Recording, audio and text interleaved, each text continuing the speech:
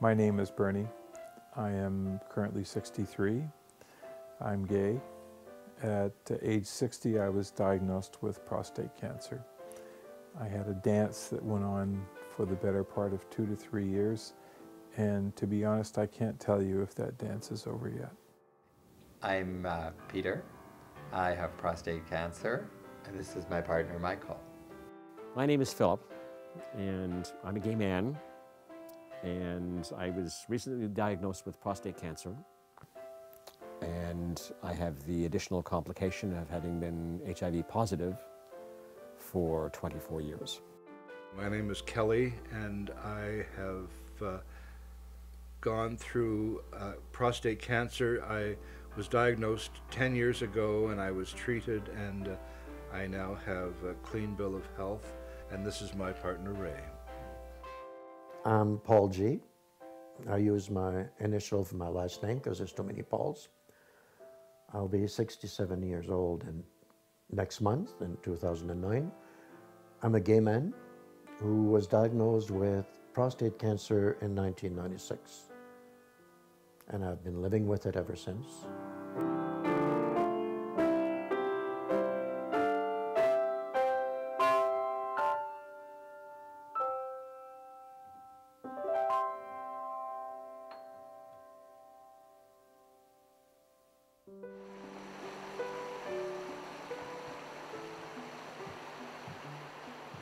Like many of the best little boys in the world, we end up observing ourselves instead of living and being ourselves, and that was certainly true for me.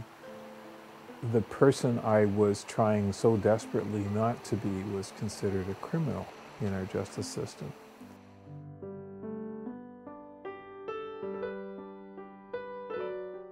The first sign that something was really wrong for me was I had an ejaculation that had a pulling sensation deep inside of me, and I knew instinctively that something wasn't right. And I decided, really, I'm at that age, I'm about to turn 60, I should have a PSA test done. So I went in, and my PSA level was 6.2.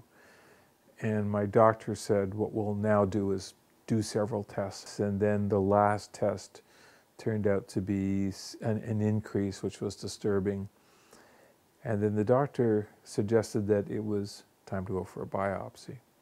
The difficulty with a biopsy is they enter through your rectum, and it's a very large piece of equipment. They project a needle through your intestinal wall that goes through to the prostate and then snip pieces.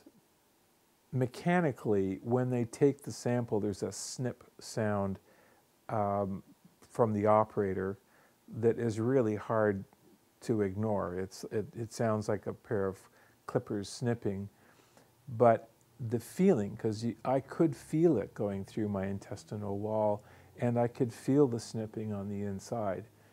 I only ever heard that the biopsy was uncomfortable. Nobody ever told me it might be the worst experience of my life, but quite frankly, it was.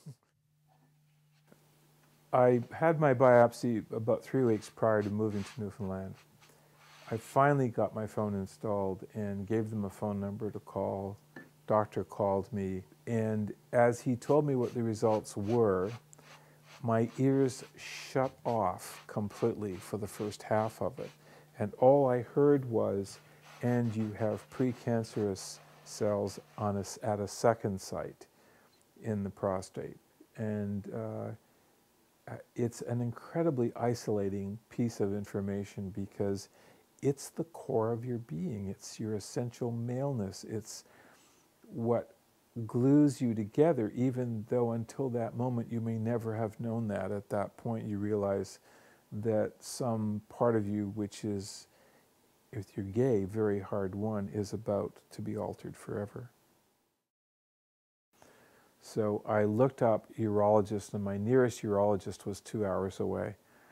I went to see him because it also matters to me what this man feels like. I'm handing over my essential nature to him, and so I want to know that this man has respect for me. And I met with him. He was very personable and very warm, in the course of my interview with him, he looked at my results, and I had said, you know, I have precancerous cells in this one site. He said, do you realize that in your biopsy, it actually shows you have cancerous cells in one site and it's contained, and you have precancerous sites at a second site. And I thought, that's what my ears completely shut out. I said to him, what are our options? And he said, basically, surgery, if it appears to have metastasized, and they will test when you're having the surgery to see if any of the surrounding tissue is affected, then it may be radiation, it may be chemo. And I left his office. So I go through shock again because, my God, I've got cancer. It's not just precancerous. I can probably have surgery done to my shoulder or, you know, my arm or my fingers or my legs, but if you're coming near my gonads or my genitals, there's something about it that makes me blanch. You know, it's just way too close to the center of my life. So that part of me was quite fearful going in. I realized that the most important thing is going to be urinary continence. Everything else is really secondary to that. You know, do I want to wear a pad all the time? No. I mean, let's be realistic about how one would choose to go through life. I don't remember really anything about the surgery at all, but I remember waking up, and there was a male nurse attending me, and I thought, oh, I've died and gone to heaven. I've got this really sweet male nurse taking care of me. I've got this wonderful male energy making sure that I'm safe.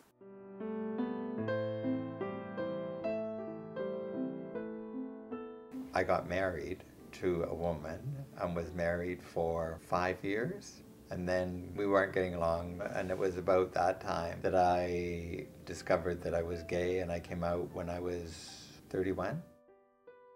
I was working late one evening and decided to go to the bar.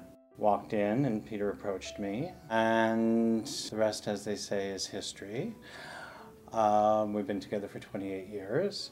So then when it did become legal, we didn't have to think twice about whether or not we wanted to get married, because in our eyes, we already were.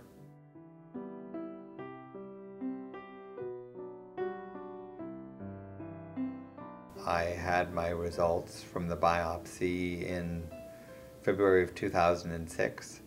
And he told me that I had prostate cancer, but my Gleason score was a little over 6. It was 6 something out of 10.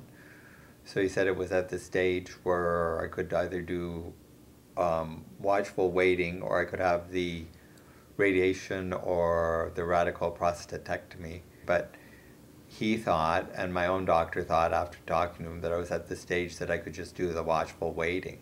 It's very stressful, because every time, which is every 3 months, that he goes for blood work, my stress level peaks. And I'm never quite sure what the results are going to mean. Whether or not, this is it. Now we're going to go through it.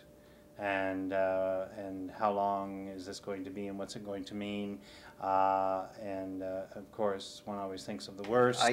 The fact is, with the watchful waiting, is I do know that I do have prostate cancer, but I also know that it's very slow growing, but I don't know how fast it's going to grow, or like the first biopsy after did not show anything in the way of any growth. It, as the doctor said, it probably has grown a little bit, but there's no guarantee, because after that, for a year, my PSA tests every 3 months kept going up and up and up and up and up, to where they were at the point that he said that if they went up again, then we will have to do something. But, and I was all prepared for when I went, and Michael went with me, and I thought I was going to have to have the operation, the results went from 11.5, I think, to 6.7.